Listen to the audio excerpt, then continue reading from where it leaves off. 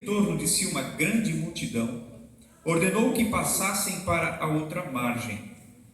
E, aproximando-se dele um escriba, disse: Mestre, aonde quer que fores, eu te seguirei. E Jesus disse-lhe: As raposas têm covis e as aves do céu têm ninhos, mas o Filho do Homem não tem onde reclinar a cabeça. Amém? Amém. Podem sentar, meus irmãos, fiquem à vontade.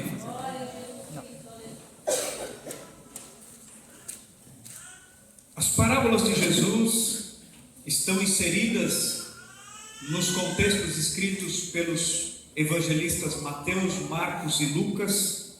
Nós podemos observá-las com mais profundidade e na maioria delas estão nos ensinos de Jesus. Até mesmo no próprio Sermão do Monte, nós vemos Jesus fazendo alegorias, comparações, para que os seus ouvintes lhe pudessem entender e que pudessem aplicar de uma forma mais prática, porque afinal de contas Jesus estava falando acerca de um reino que não é deste mundo. Jesus estava trazendo algo novo para eles. Jesus estava trazendo uma mudança, uma transformação de mente e de visão acerca das coisas celestiais e principalmente a forma de adequação da lei judaica, a lei do Antigo Testamento, para um novo mandamento, para uma forma diferente de aplicar. Então Jesus teve que começar de uma forma muito simples, porém muito bela e profunda, para que os seus ouvintes também o pudessem entender. Mas é verdade que em muitos destes momentos, ao invés de esclarecer, para muitas pessoas ficou ainda mais complexo de entender. Então nós vamos entrar nos estudos do que Jesus estava ensinando e aplicando aos seus ouvintes através das suas parábolas. Mas antes de estudar as parábolas propriamente ditas, nós precisamos entender o que é parábola. O porquê que Jesus utilizou esta figura de linguagem dentro do assunto das suas mensagens. Por que Jesus não trouxe de uma forma diferente, em forma de lei? Por que Jesus não trouxe de uma forma diferenciada, mas ele, no meio dos ensinamentos, ele utilizava as parábolas de acordo com o público que o ouvia?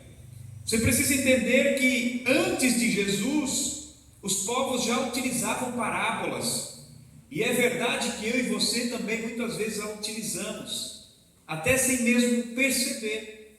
Fazemos uso de parábola. A parábola é diferente de uma história contada de uma forma fictícia, né? Por exemplo, um mito.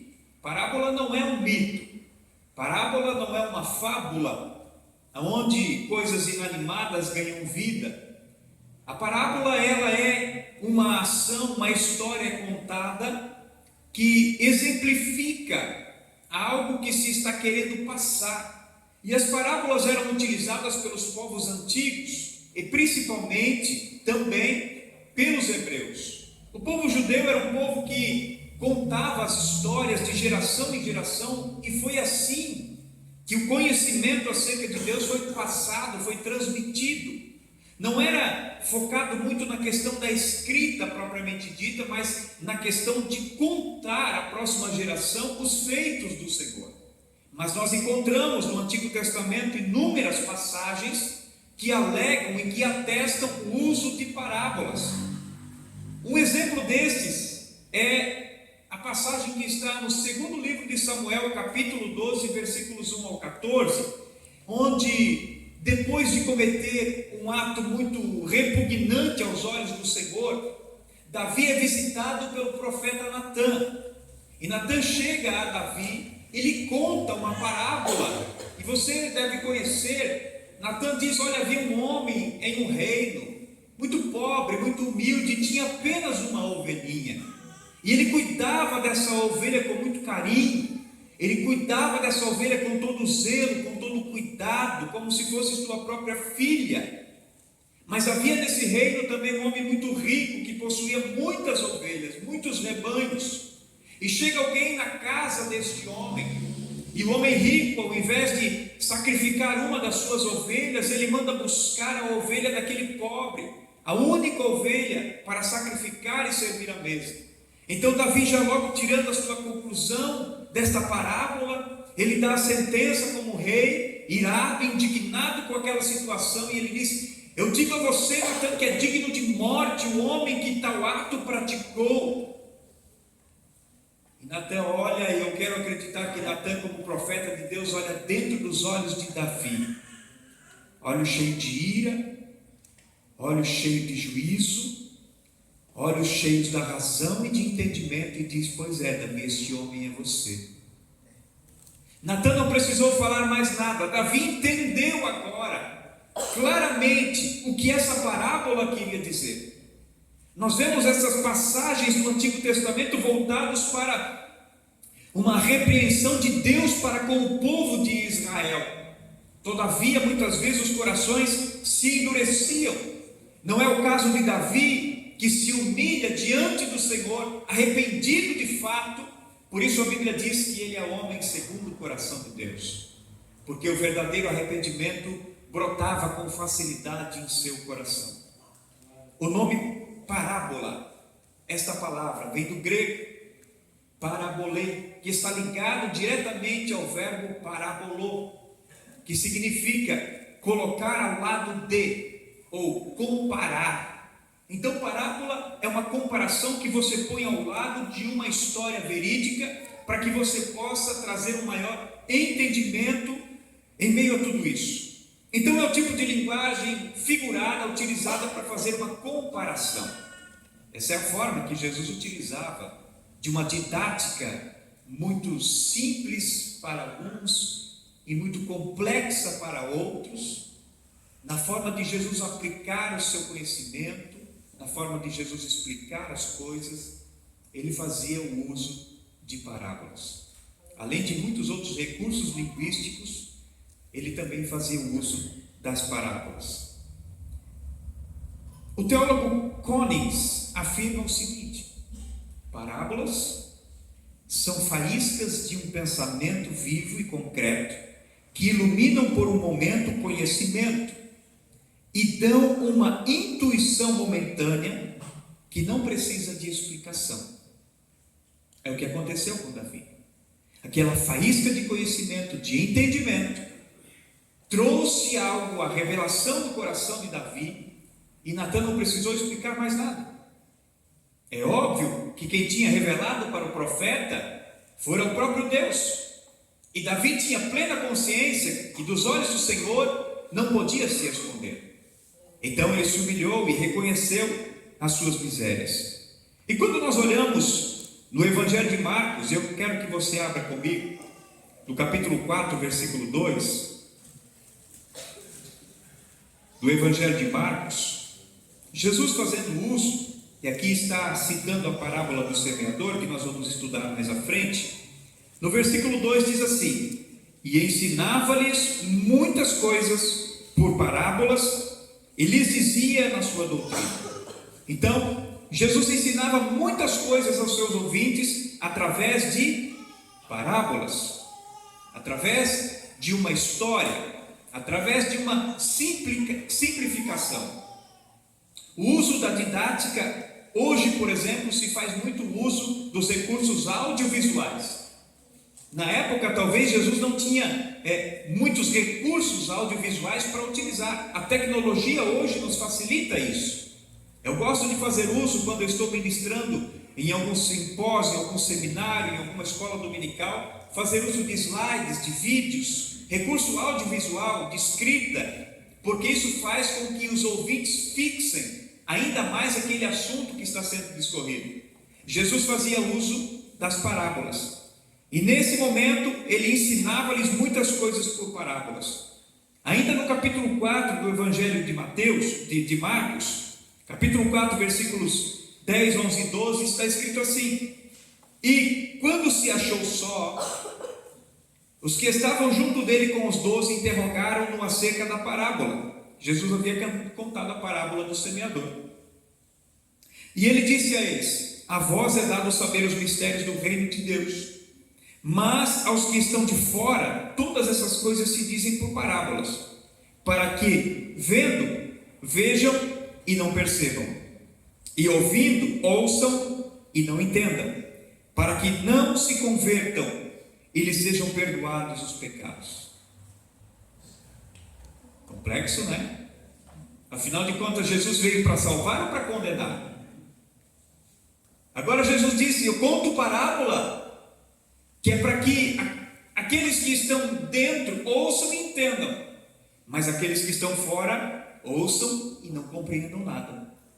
Para quê? Para que eles não se convertam e não sejam perdoados. Parece à primeira vista que Jesus está dizendo assim: eu tenho prazer, meu propósito do ensino é fazer com que eles sejam condenados, é fazer com que eles não se arrependam. Mas não é isso que Jesus está dizendo. Jesus não está dizendo que ele não quer que essas pessoas se arrependam.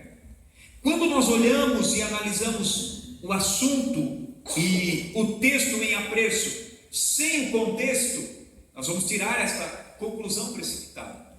Mas quando nós olhamos o contexto do que está acontecendo, nós vamos ver que antes disso, algo está acontecendo ali. No capítulo 3, na sequência do que Marcos vem contando, Jesus já está trazendo os seus ensinamentos. Então a parábola, ela é utilizada como um recurso em forma de um espelho. A parábola é como se fosse um espelho, onde a pessoa é confrontada e ela vai olhar para dentro de si mesma. Ela vai olhar para o seu interior, para o seu coração, para a sua mente, para as suas atitudes. E isso vai mostrar quem realmente nós somos. A parábola de Jesus, dos seus ensinamentos, vai revelar para nós quem nós somos. E revelando quem nós somos e como nós estamos, nós precisamos muitas vezes tomar atitudes e decisões de mudança. Mas contrário a mudar, muitas pessoas preferem quebrar o espelho e ignorar o que viram. Porque Jesus veio trazendo as parábolas para revelar o reino de Deus e a sua justiça. Então, quando eu olho no espelho e eu vejo algo que não está correto na minha aparência, eu vou corrigir a minha aparência. Quando eu olho no espelho e vejo que um fio de cabelo não está no lugar que eu queria que ele estivesse, eu vou corrigi-lo. Agora, se eu não olhar no espelho, eu não sei. Não tem aquele momento que você bota a mão na cabeça e pensa: será que eu pentei o cabelo hoje ou não? Porque eu não consigo ver. Eu preciso de um recurso de um espelho. Há momento que eu fico pensando: será que tem alguma sujeira no meu rosto? Todo mundo está olhando para mim. Aquele negócio assim que você está comendo, né? De repente alguém faz um sinal para você e você passa a mão aqui, passa a mão ali, passa a mão aqui, e a pessoa continua fazendo sinal, tem alguma coisa ali. Mas você não consegue enxergar, você precisa pedir licença, ir até um lugar e ter um espelho, e você vai ver onde que está a mancha, onde que está aquilo que chama a atenção das pessoas. Quando Jesus apresenta isso aos seus ouvintes, ele está colocando um espelho diante deles, e eles precisam olhar para esse espelho e identificar a si próprios, porque na maioria das vezes nós gostamos de pegar um espelho e mostrar para os outros, para que as pessoas vejam como elas estão. E nos esquecemos de virar o espelho para nós e ver como nós estamos na presença do Senhor. Era isso que Jesus estava fazendo, estava oportunizando os seus ouvintes de se colocar diante de um espelho espiritual e analisar a sua situação. Então, o uso das parábolas que Jesus fazia era para que as pessoas pudessem entender o que estava acontecendo com elas. E é exatamente nesse contexto que Jesus traz esta mensagem, para que eles ouvindo ouçam e não entendam, e olhando vejam e não possam se converter. Porque antes disso, Jesus está ensinando aos seus discípulos, está junto deles, os fariseus, os escribas, os saduceus, os homens da lei. Mas é exatamente nesse contexto de pessoas que tinham entendimento acerca da religião, acerca do Deus ao qual eles serviam, que eles comentaram que Jesus estava possuído por Beelzebul. Eles comentaram que Jesus expulsava os demônios pelo príncipe dos demônios. Eles trouxeram para Jesus uma forma de blasfêmia e oposição. Eles ouviram a mensagem, mas eles preferiram quebrar o espelho. Eles preferiram negligenciar os seus erros, as suas falhas, e acusar Jesus, e apontar para Jesus, e dizer que Jesus não era o Filho de Deus e não operava aqueles sinais através do Espírito de Deus, mas através do Espírito de Satanás. Quando há uma rejeição das coisas que Deus tem para nós, quando nos opomos em descrença diante do Senhor, é o momento em que nós ouvimos a palavra e não deixamos ela trabalhar na nossa vida. É o momento em que nós vemos os sinais acontecendo e escolhemos não acreditar que é Deus que está fazendo. Quantas pessoas já passaram por aqui, já ouviram a mensagem, até entregaram a sua vida para Jesus e hoje não estão mais em nosso meio? Quantas pessoas já experimentaram na sua própria vida milagres maravilhosos, mas não se converteram a Cristo? É disso que Jesus está falando para os seus ouvintes. Os seus corações já estão endurecidos. Eles não querem entender, eles não querem receber, eles não querem ouvir a mensagem e se converter. Porque eles pensavam que eram bons o suficiente e não precisavam se converter a Cristo. Eles pensavam que as suas ações, as suas atitudes eram boas o suficiente e eles não precisavam de um Salvador. Quantas pessoas que nós conhecemos hoje que negligenciam a chamada da salvação porque acham que são boas o suficiente, que praticam obras de caridade o suficiente, que não precisam entregar a vida para Jesus porque tudo está bem. Mas Jesus veio buscar e salvar o que se havia perdido, e o primeiro passo de alguém que está perdido é reconhecer que está perdido. Enquanto não houver um reconhecimento no coração, não tem como a pessoa se converter, não tem como ela encontrar o destino, o caminho certo. É exatamente o que acontece quando nós temos algo no rosto e nós não limpamos, porque nós não estamos enxergando, porque não estamos vendo. Mas quando somos colocados diante de um espelho, começamos a contemplar de que maneira de fato está o nosso rosto. Então é exatamente por causa deste coração obscurecido que Jesus vai fazer esta citação, que faz uma alusão ao que o profeta Isaías falou. Esta fala aqui que Jesus traz, para que vendo vejam e não percebam, e ouvindo ouçam e não entendam, é uma fala de Isaías. E eu quero confirmar isso com você, para que você abra em Isaías, capítulo 6. Exatamente no momento em que Isaías tem aquela revelação gloriosa no templo, e ele diz: eis-me aqui, Senhor, envia-me a mim. No capítulo 6, versículos 9 e 10, Deus responde, depois que Isaías diz: envia-me a mim, Deus diz para ele: então, disse ele, vai e dize a este povo. Que povo? O povo de Israel. Dize a este povo: ouvis de fato e não entendeis, e vedes em verdade, mas não percebeis. Deus diz ainda assim: engorda o coração deste povo e endurece-lhe os ouvidos e fecha-lhe os olhos. Não venha ele a ver com os seus olhos e a ouvir com os seus ouvidos e a entender com o seu coração e a converter-se e a ser sarado. Deus está dizendo: a quem enviarei? E quem há de ir por nós? Isaías diz: eis-me aqui, envia-me a mim. Aí Deus diz para ele: então vai, prega para esse povo aí, engorda o coração deles, porque eles não vão se converter. Você vai pregar, e naquele dia do juízo, eles comparecerão perante o meu trono, e não terão como se dar por excusados, não serão inculpáveis. Por quê? Porque eles já escolheram em seu coração não acreditar.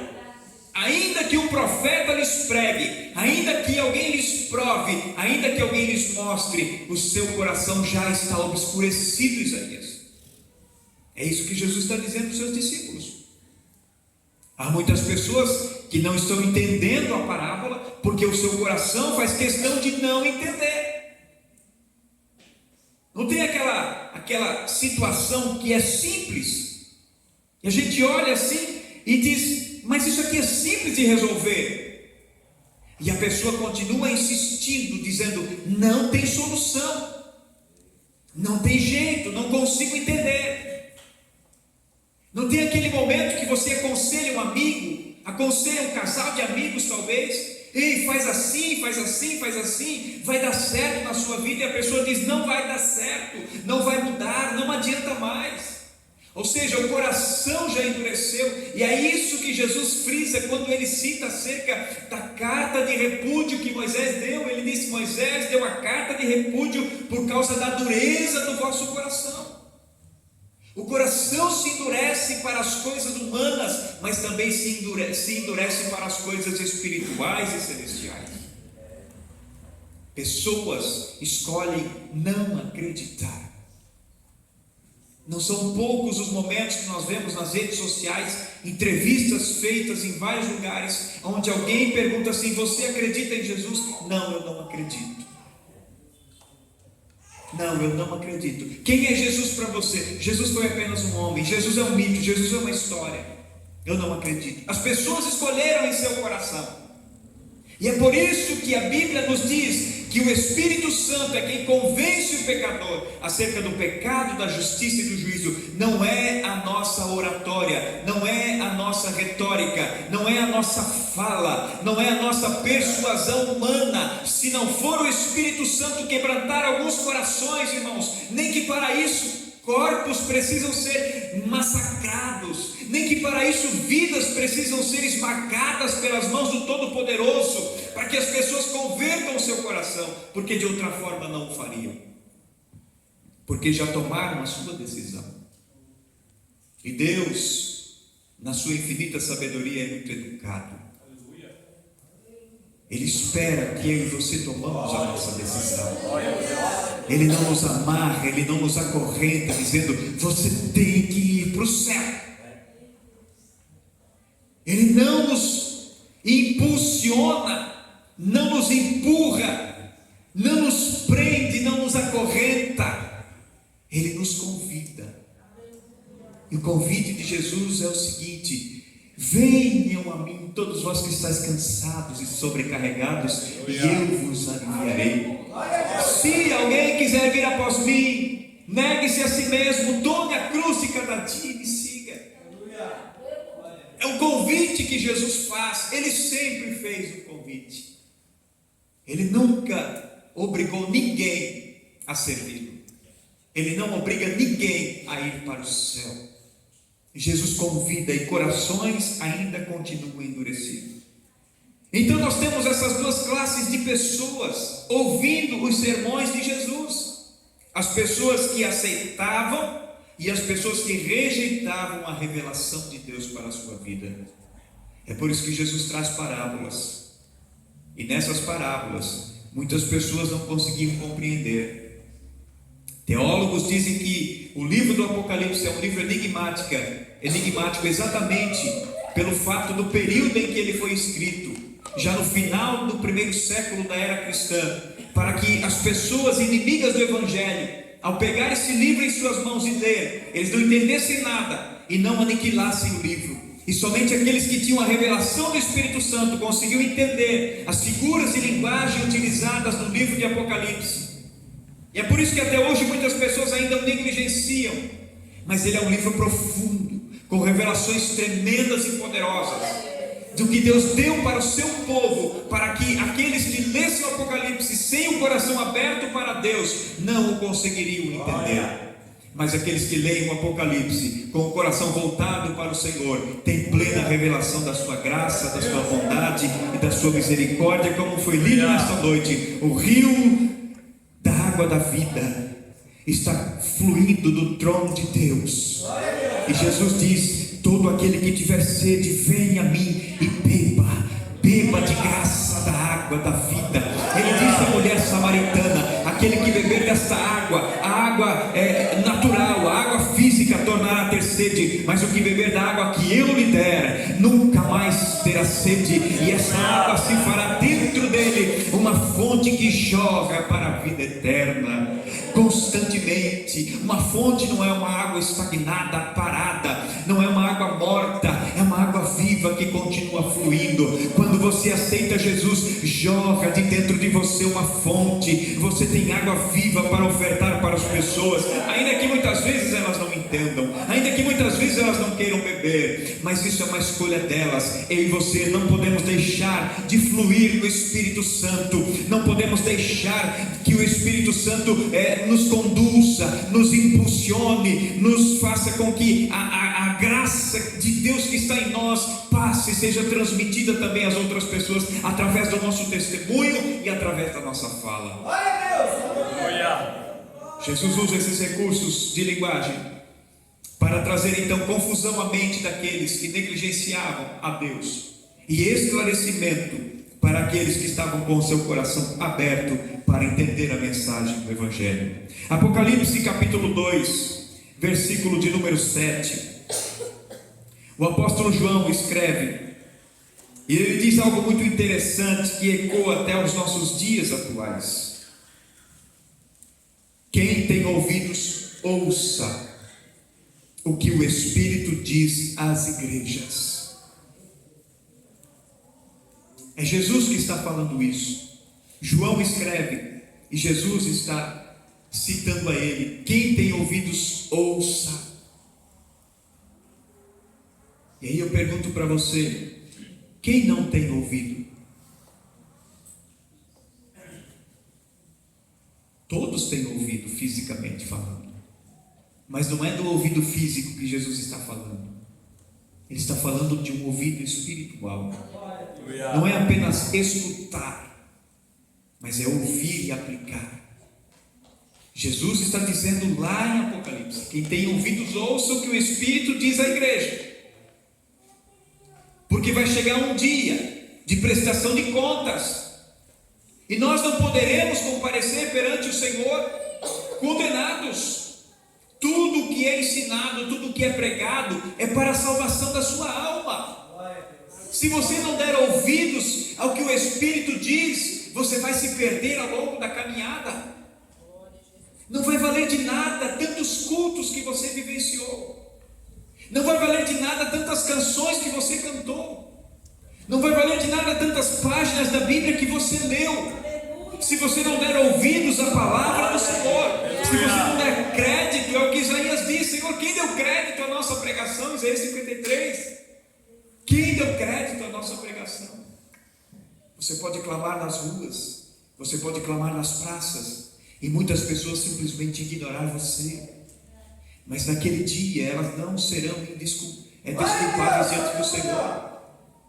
Naquele dia virá juízo. Você teve a oportunidade, mas não quis ouvir. Então as parábolas trazem para dentro disso. Hebreus capítulo 3, versículo de número 15.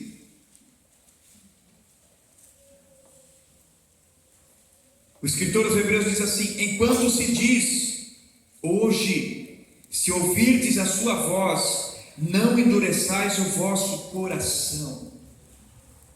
Se ouvirdes a voz de quem? A voz de Deus. Porque a Bíblia fechada é só um livro, mas a Bíblia aberta se torna a voz de Deus falando com você. Aleluia. Falando ao seu coração, falando à sua alma, falando à sua mente, ao seu intelecto.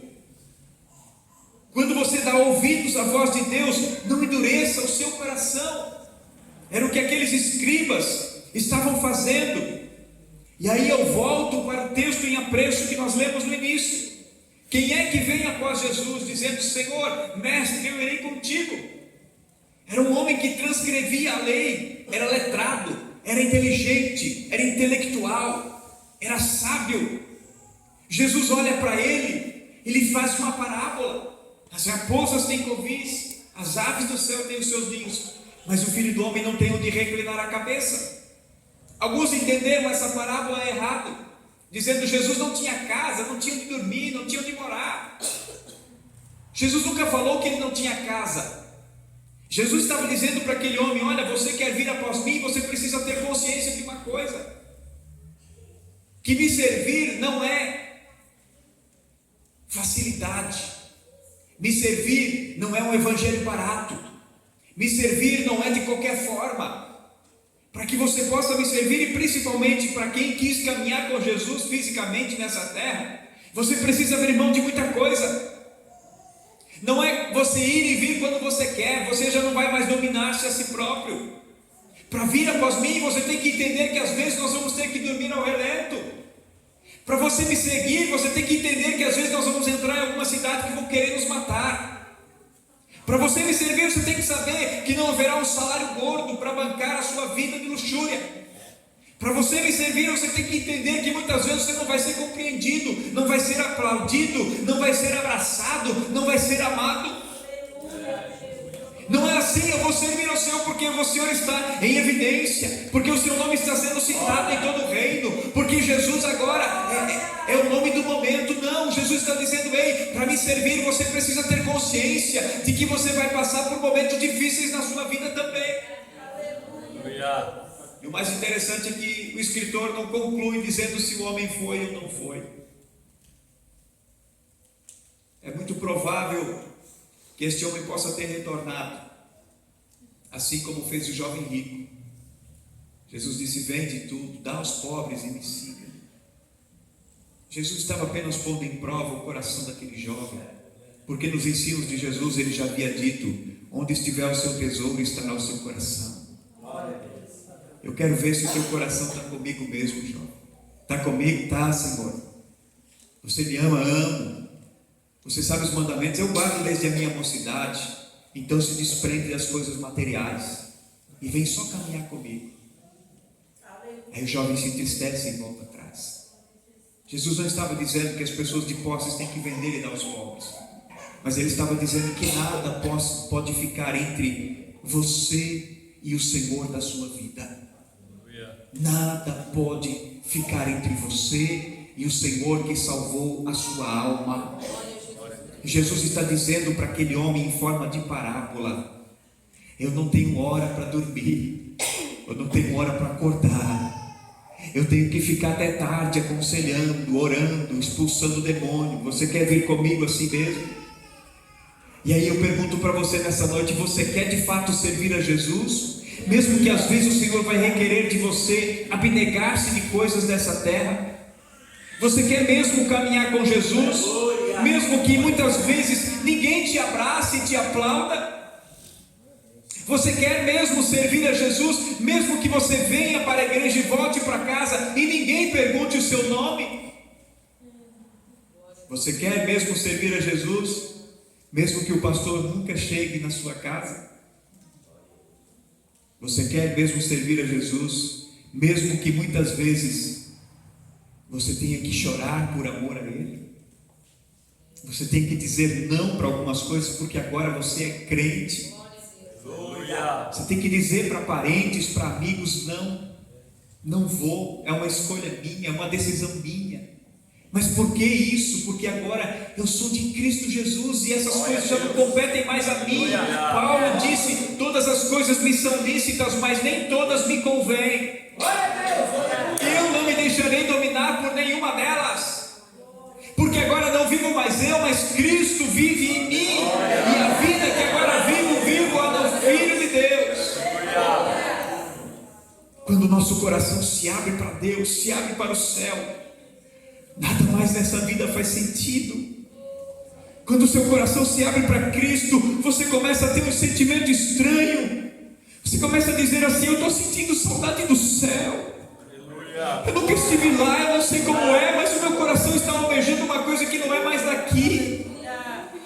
Quando você abre o coração para Cristo, você começa a dizer: eu não tenho mais prazer nessas coisas da terra. As coisas daqui não me atraem mais, não me seduzem mais.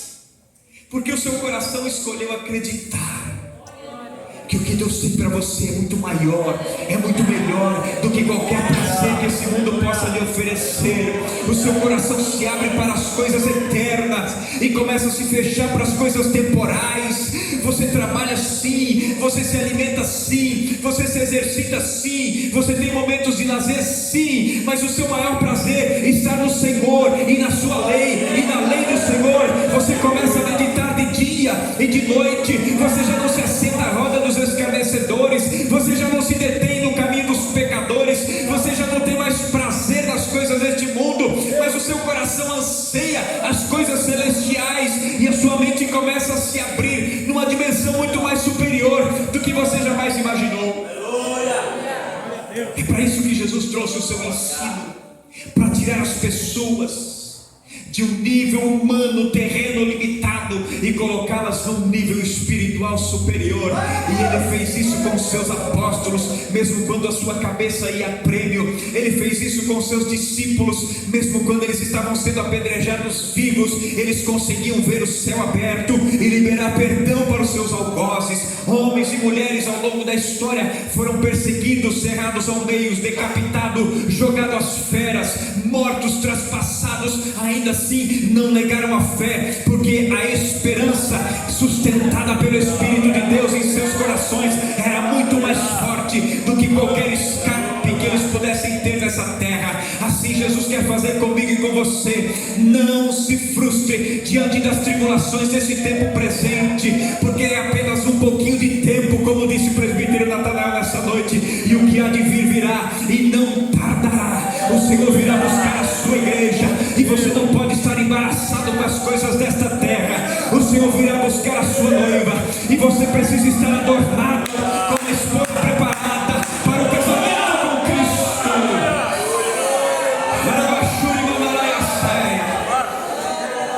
O coração do crente precisa ferver pelas coisas do céu. Não olhe para as coisas espirituais como se elas fossem temporais e normais. Comece a olhar com os olhos da fé e contemplar as coisas que ainda não são, mas pelos olhos da fé você sabe e pode ver que elas serão, pelo poder que há no nome